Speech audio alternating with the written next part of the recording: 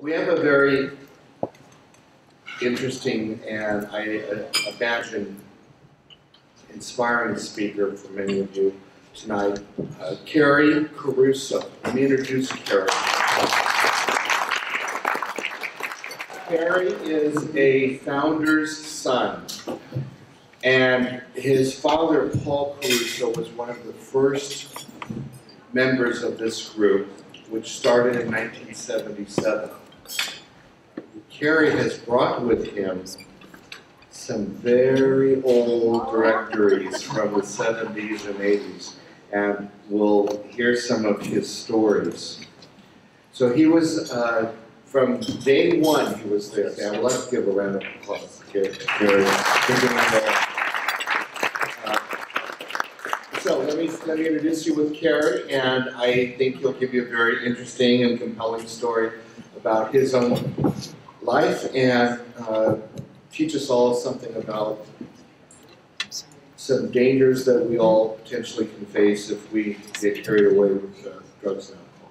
So thank you. This is Carey Caruso.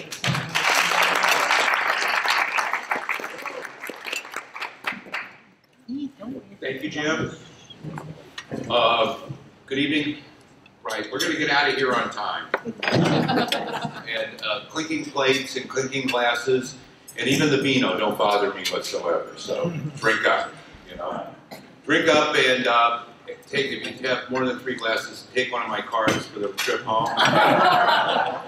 Okay, and the only bit of professional advice that I'm going to give to everybody here, it goes with their competence MCLE, is that if ever stopped by a police officer and you're an attorney, and they ask you what your occupation is, you tell them self-employed. That's true. Because when Chief Justice George was on the bench, he passed a memo down to all the judges to say if one of our brethren ever appeared in front of any of them, he thought that it was the court officer's responsibility to report that person to the state bar. Correct. So I would keep my employment status circumspect in dealing with anyone from the police agencies or on one of these ridiculous search and seizure issues that we're going to get. Anyway, I'm here on competence, which used to be called alcohol abuse. It's one of the ethereal 3 hours that we have to have every 3 years.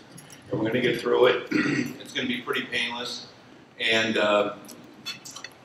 but part of my presentation tonight was also going to be about the early formation of the Italian-American lawyers. It kind of ties into my story. Anyway, I was there. I was drinking moderately then. Most people will tell you anyone who has a problem with alcohol will tell you that their problem with alcohol exists in 3 stages. The 3 stages are, first it's fun, then it's fun with problems, and then it's just problems. So then, when we're talking about the 70s, we're still in the fun stage. And I was working for my dad as a law clerk. I wasn't a lawyer yet. It was 1977. And I was having a great time. The office was kind of a happening thing. And there was a lot of people coming and going. There was a lot of action. And one day, my dad got a call from Mario Klinko. And it's hard for me to believe that this is history, you know. It's hard for me to believe there's people here that didn't know who Mario Klinko was, or who my dad was, or this, that, and the other thing. But that's the way it is. Time rolls on, and you're only as good as your last hit. So, you know, you got to be reminded as to what it was like. And Mario Klinko was a judge, an Italian-American, a judge who worked out of his courtroom was in Santa Monica. And Mario Klinko was the kind of guy who, for some reason, emanated enormous respect. He could command a room. He could command these ego-driven lawyers like Tony Capizzola or Paul Caruso. They would take his call and they would do what he suggested. They would go into his courtroom and he would settle unsettlable cases where people were just irreconcilable, and he could do it. Anyway, Mario called my dad and said, Paul, and this is in 1977, and Mario called my dad and said, Paul, you know what I just heard? And I go, and he goes, no. He goes, it's Jerry Brown. Jerry Brown was in his first term as governor in 1977, And Jerry Brown made a statement that Mario heard, and the statement was that he was going to appoint more blacks, more Hispanics, and more women to the bench. And that was met with great acclaim. And then Mario says to my dad, "You know what I didn't hear?" And then Bob goes, "No, what?" He goes, "I didn't hear him say Italian Americans to the bench. I didn't hear that any of the Italian Americans were going to be appointed to the bench." And these guys who Mario and the founders, almost to a man, had all endured the slings of arrows of prejudice and ridicule and name-calling, primarily between the Italians and the Irish when they were growing up.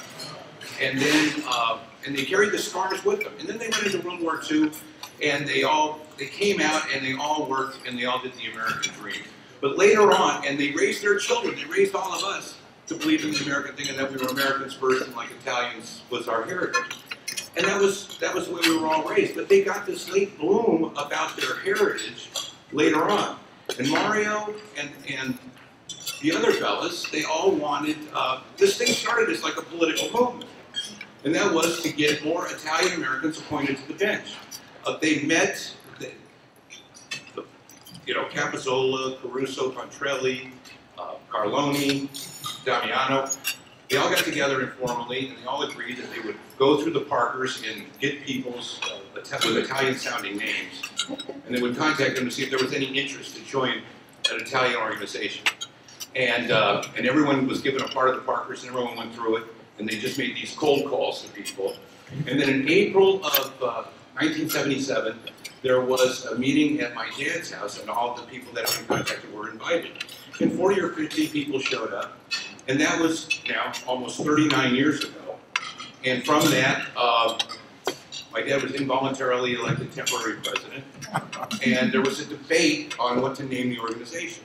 And there were two names offered. There was the Italian American Lawyers Association, and the other one was the Justinian Law Association. It's just as likely that you could be attending a meeting of the Justinian Law, whatever, and that was voted down, and this name was voted in.